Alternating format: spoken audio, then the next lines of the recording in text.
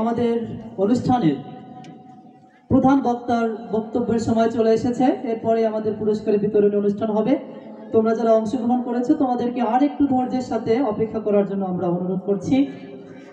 তো প্রোগ্রামের এই পর্যায়ে প্রধান বক্তার বক্তব্য নিয়ে আসছেন আজকের অনুষ্ঠানের প্রধান বক্তা জনাব আলহাজ হযরত মাওলানা আব্দুল মাবুদ সাহেব।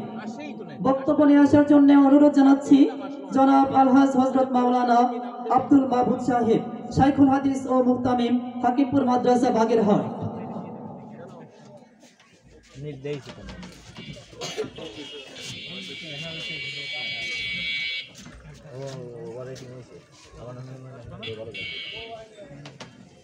আসসালামু আলাইকুম ওয়া রাহমাতুল্লাহ। হামিদা ওয়া মুসাল্লিয়া ওয়া মুসাল্লামা। সম্মানিত সভাপতি,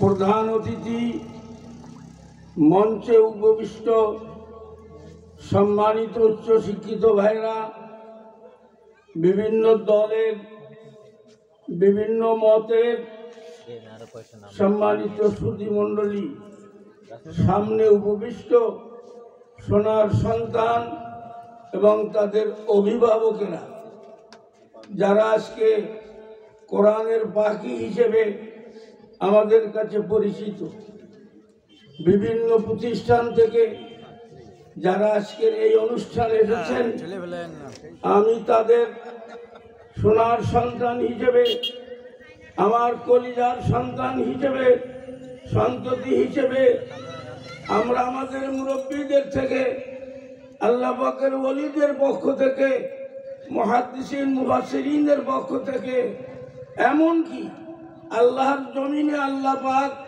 উদ্বোধন করেছিলেন একজন নবীকে দিয়ে, যিনি সব মানুষের পিতা আদম আলাইহিস সালাতু ওয়াস সালাম।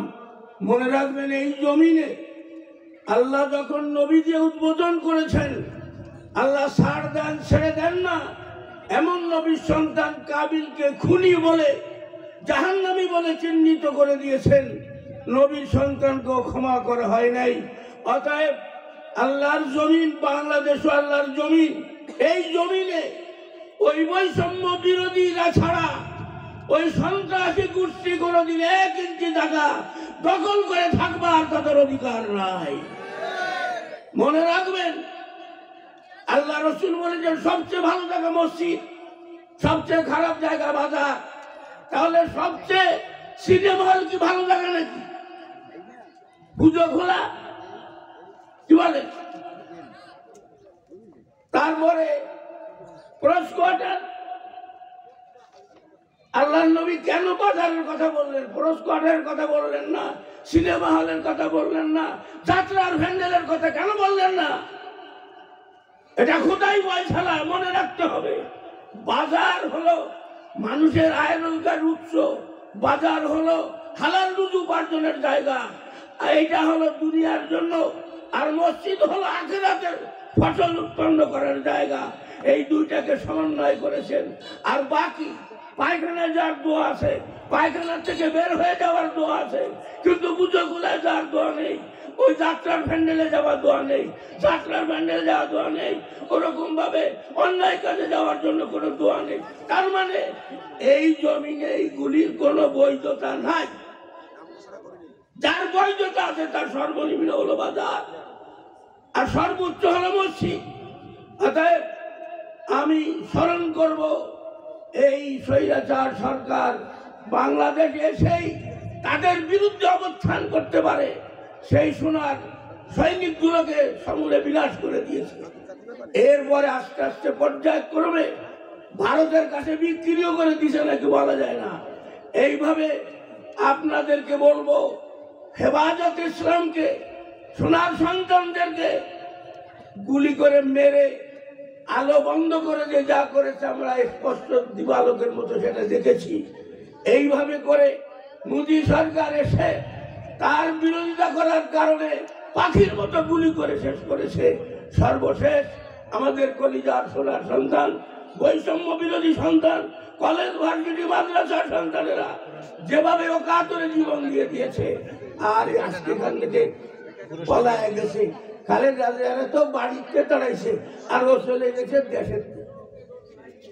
বলেন না, সুই চুরি করলি শাবল আড়ায় যায়, সুই চুরি করলি কোদাল আড়ায়। বলতে পারেন একটা শাবল দিয়ে কয়টা সুচ হয়?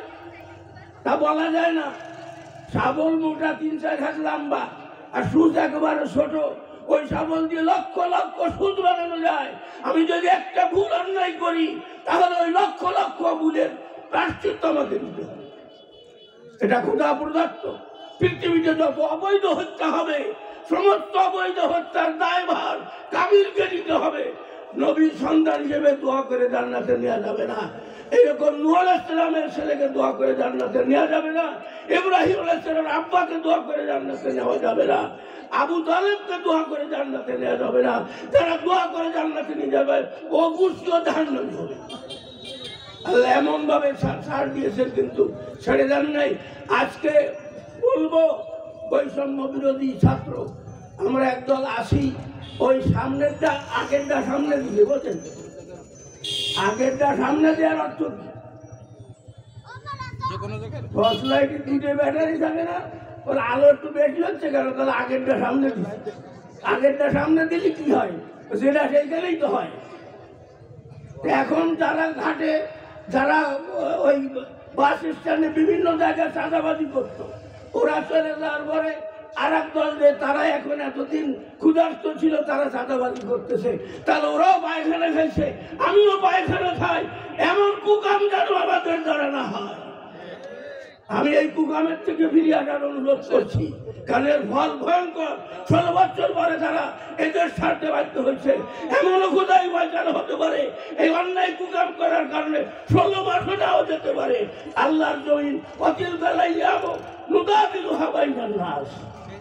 পরিবর্তন তো আল্লাহ করে, দেখা দিচ্ছে। জোয়ার আনি আমি, মাটি দিয়ে আমি, রাতে আনি আমি, দিন আনি আমি, বর্ষা আনি, রোজ আমি দিই। আজি হাসিনারে সরাই, আর একজনকে আনি। এইভাবে আনতি আনতি যারা এই পর্যন্ত এই জমিনে ভয়ঙ্কর কাজ করেছে, তারা কেউ বেছে নেই। ফেরাউন নেই, নমরুদ নেই, কারুন নেই, শয়তান বলতার কিছু নেই, স্বৈরাচাররা কেউ নেই। ওই যে 53 বছরের স্বৈরাচার আসাদ সহ তারাও বিতাড়িত হয়েছে। এখন চিনে গেছে, বুঝে গেছে, ছাত্ররা যদি সংগঠিত হয়ে যায়, তাহলে এই বৈষম্য যদি না থাকে, তাহলে স্বৈরাচার দূর হতে বাধ্য হবে। আজকের এই অনুষ্ঠান, আমারও আরো প্রোগ্রাম আছে, এই জন্য বাধ্য হয়েছি এই সোনার সন্তানদের সঙ্গে সঙ্গ দিতে। অনেকের সঙ্গে, যাদের সঙ্গে কোনোদিন দেখা হয় নাই, আজকের অনুষ্ঠানে তাদের সঙ্গে দেখা হয়েছে। আর বিশেষ করে এই এলাকায় আমি কখনো আসিনি, যাদের